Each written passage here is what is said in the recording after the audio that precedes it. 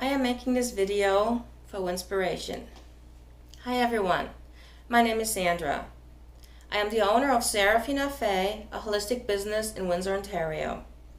I'm a Reiki master and teacher, author, holistic jewelry designer, and aspiring public speaker. One part of my business is to help people with their self-discovery and spiritual development. And today I would like to talk about a few key aspects of figuring out who we truly are and why we should. So let's get started, shall we? First question we should ask ourselves is, who am I? Now, this is a very simple question. Or is it? I mean, just think about it. We create our lives around the people close to us. We are a mother for our children. We are a spouse for a husband or wife. We are an employee. We are a boss. So, and in each persona, we react differently. We act different. So, as an example, you raise your children at home, but would you speak in the same manner to your boss? Would you raise your boss? Of course not, because that would be weird. So, when we start asking, who am I? We should try and strip all those different personas we have to be and just think about who we are on the core. What do we like? What do we do if there's no one else around? What are our hobbies? Not combined hobbies we have with someone else, but just us. Don't allow other people's opinion to dictate who you're supposed to be. Look within yourself and discover the amazingly unique, beautiful, and strong person you actually are. We care so much about what other people think, much more than to our own opinion. And that's not really the right way to do, because the most important person in your life is you. So what you want is the most important thing. Yes, you have a family, you have children, so what you want has to work with who is around you, but still, you are the most important person in your life, so you can combine that. Just ask yourself, once again, who am I? Who am I with my children? Who am I with my spouse? How can I make myself the center of my life without ignoring the rest? I can tell you, this is not very easy, but ultimately when you get to that point, you feel happier, you feel accomplished, you feel like what you're doing is right. And that's where we want to get to. Being perfect is a state of mind. As long as we strive to be perfect, we will never achieve it. But once we feel content with who we are, we will realize that we have been perfect all along. Think about that. Why do you think you're not perfect? Did someone else say you're not pretty? Did someone else say you will never live up to that? Did someone else crush your dreams and say, hey, you'll never get there anyways? That's the opinion of others. Their opinion from where they are in their lives right now. A lot of people who try and talk us out of things that we really feel we're supposed to do, it's because they're not brave enough themselves to go down that road. So they try to keep us low as well so that they feel better. Think about that.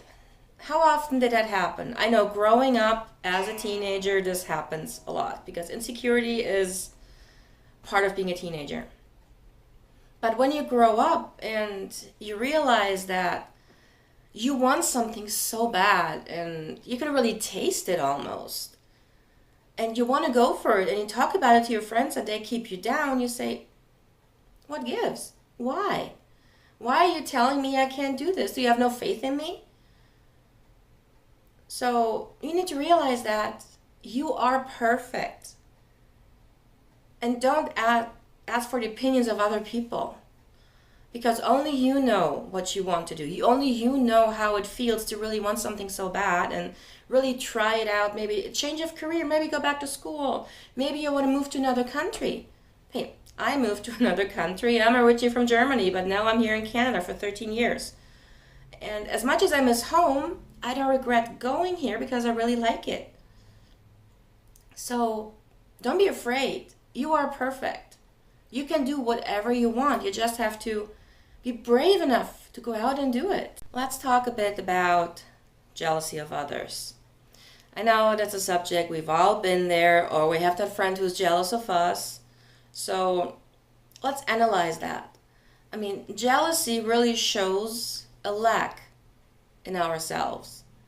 If we were completely content with who we are and where we are in life, jealousy wouldn't be necessary because we would accept ourselves the way we are and accept that the other person is at another state in their lives. Maybe they're more successful. Maybe they are happier than we are at this point. But the thing is, if we're just being jealous of others, we can't reach that state ourselves.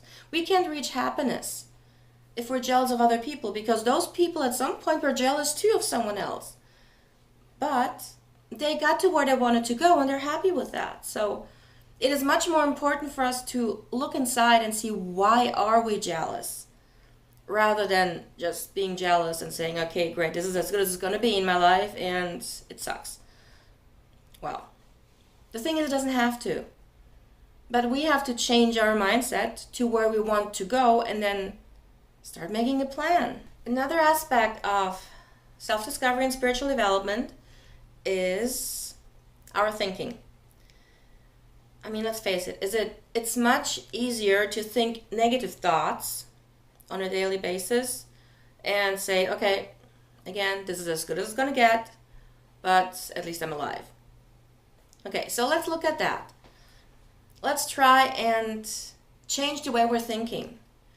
I mean, people who feel very down, depressed, secluded, they always have a negative mindset.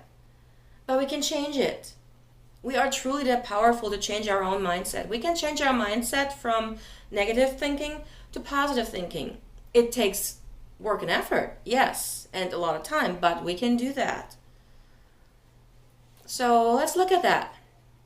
Let's say you have a puppy and you're going to bed thinking, okay, tomorrow I'm going to go for a long walk in the park with my puppy. I'm looking at the flowers and the birds and the sunshine and I'm so excited about it. So you go to bed happy, looking forward to what you're doing the next day, because let's say it's a day off at work. So you wake up the next morning and it's pouring. So what happens to your mindset? Exactly. It's negative because you're upset that it rains, understandably. But at the same time, it makes your whole day gloomy. So what if you stopped yourself in your tracks and said, okay, it's raining today, so it is more like a have to go for a walk in the rain than a want to in the sunshine. But if you focus on the rain and about the flowers who are soaking up all the water because they're really needed, because it's been really dry and hot for a few days, and then you think about, okay, if I go to that walk tomorrow, it's not supposed to rain anymore. The flowers will be much brighter and they will smell even better because they had so much nourishment from the rain. Wouldn't that change your mood? I bet it would. So if you want to try and change your mindset, and what you need to do is start to focus on your thoughts, and when you realize that you thought something negative, change it. And you'll see over time, you will think negative thoughts less and less, and more positive thoughts. And this in turn will raise your whole vibration, your whole energy, and you will feel happier because you're out of that gloomy feeling all the time. It is possible. I know, because I did it. If you had met me 20 years ago, when I was still in my negative space after the sexual assaults and everything, you would have not seen the same person.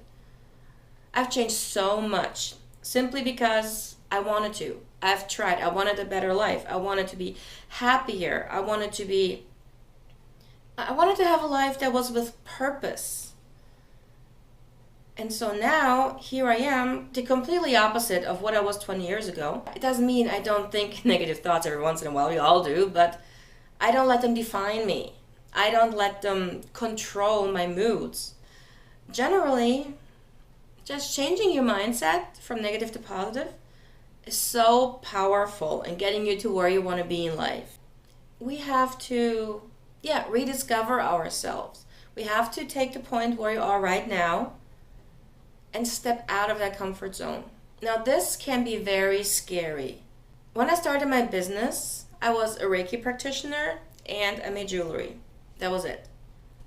So at some point, giving Reiki treatments, making jewelry, and giving readings wasn't enough. I felt like there was something missing. And so I started to search within myself and started to grow. So on my journey, I came along a lot of amazing opportunities. But at the same time, I was terrified. Just last year, I was approached and asked if I would like to have my own radio show. And I did not see that coming. Putting myself in the center of attention, no, that really was not my cup of tea. But I also knew that with what I've learned, I wanted to reach other people to help them on their journey. And this is only possible if I get out of my own shadow. So I said, all right, I will step out of my comfort zone big time and just do it. I mean, how hard can it be? I can record the radio show at home, cut it together, and I don't have to do it live. So it's really just my voice. So let's do that. And I started doing my radio show, and surprise, I didn't die. Nothing happened. I mean, I realized that it's okay. I can do this. But only because I stepped over my fear and decided to do it. The same with Winspiration. One day, I received an email and it was asked if I would like to do a 2-minute video and maybe a 10-minute TED-style talk. And I was like, whoa, okay, that's so way out of my comfort zone. But I said, I need to grow if I want to reach more people and help more people. They need to know I exist, right? If they don't know I exist, then how can I help them? So I said yes, and here I am. I can tell you I am nervous. Seriously. It may not seem like that, but I'm nervous. But at the same time, I'm having fun because I can share something with you that I've been through myself and what I know that I can help others with. And just to, maybe give you some food for thought of how you can grow. Just don't be afraid. Because things can only get better if you step out of your comfort zone, if you do something you never thought would be possible. See, things just happen if you set your mind to it. If you say, okay, I'll give it a shot. And opportunities start to come your way to help you grow. And this is incredible. So be brave. Just remember, every goal that you reach has once been part of a dream you never thought would come true. Life is a dance. All you need to do is find your rhythm. And this is really what self-discovery and spiritual development means. Find out who you are, what you want to be, who you want to be, what you want to do with your life, and figure out how to get there. Okay, I hope that you enjoyed my little video. And remember, the most important journey you can ever embark on is the journey to yourself. Happy Winspiration Day!